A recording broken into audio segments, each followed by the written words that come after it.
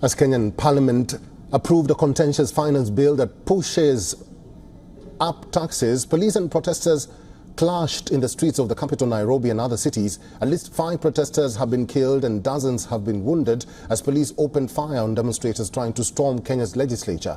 Former US President Barack Obama's half-sister was also tear-gassed on live television. What started out as peaceful protest turned ugly by the afternoon as crowds of protesters began throwing stones at the police and pushed back against barricades, making their way towards the Parliament complex, which was sealed off by police in full riot gear. This resulted in massive clashes between police and hundreds of protesters.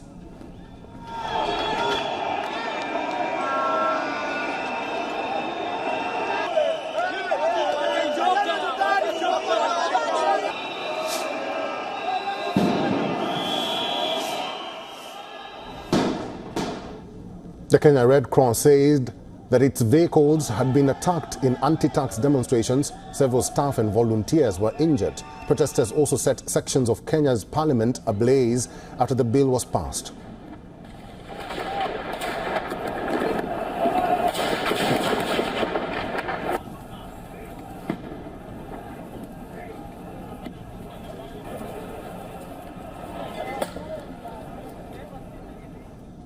Police resorted to opening fire on protesters, resulting in several casualties.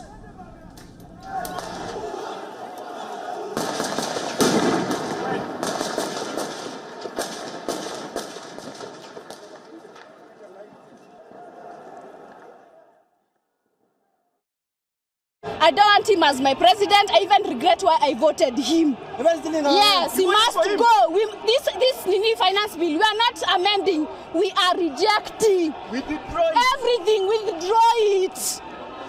The money that he uses to travel, ajipange, ametuharibia economy, he must go. Ruto, you must by force. We are tired of you. Pleasing you. We are not pleasing you. Must go by force. As tensions escalated, anti-tax protesters set Nairobi City Hall, which houses the county offices and the Nairobi governor's office, on fire.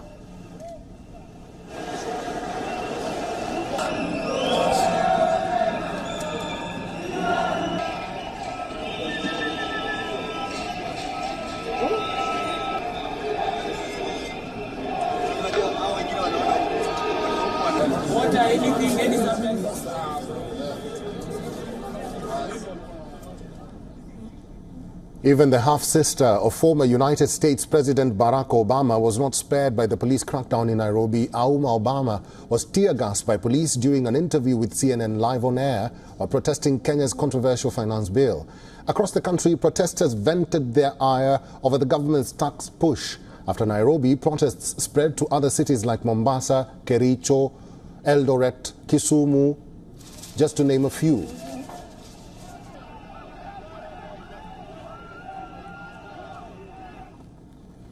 Let's now take a look at the key provisions in the finance bill that sparked anger. The government drew ire of the public after it planned to introduce a sales tax of 16% on bread and 25% duty on cooking oil.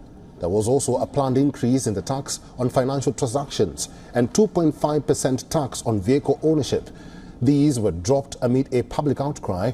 The other charge was the eco-levy, a charge on products that contribute to e-waste and harm the environment. The taxes that were untouched by the government included tax on specialized hospitals and higher import fees. With the Kenyan Parliament approving the finance bill, moving it through to a third reading by lawmakers, the next step is for the legislation to be sent to the President for signing. President William Ruto can send it back to Parliament if he has any objections.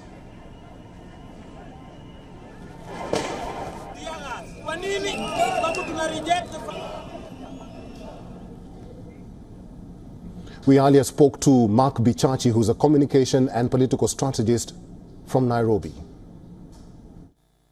Well, you're quite right in your assessment that this is quite a dire situation for Kenya. The internet has been cut down to 40%, which is why I've been having difficulty even joining this particular Zoom call.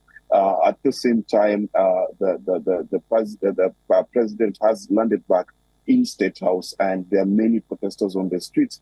You've said that at least 5 have lost their lives. Reports I'm receiving is about 10 have lost their lives, with some speculating that there were snipers in a nearby building called the KICC, which there were snipers which many Kenyans are saying that were being used to fire upon the protesters.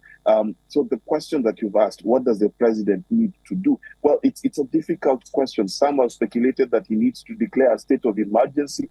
Others have said that he needs to declare a state of martial law. Others have said that he simply needs to not assent to the bill and take it back to Parliament. The difficulty here being that I'm talking to you on the June the 25th, 2024, as of July 1st, 2024, there will be need for Kenya to have a new budget in place. So the president is indeed caught between a rock and a hard place. It will be difficult for him to actually maneuver through this, especially given that these particular demonstrations do not seem to have a particular leader, given that many of the purported leaders were arrested last night and the demonstrations still went on, managing to break the cordon that was around Parliament. Now the fear is whether these young people will either A, go home, or B, continue their demonstrations and push towards the state.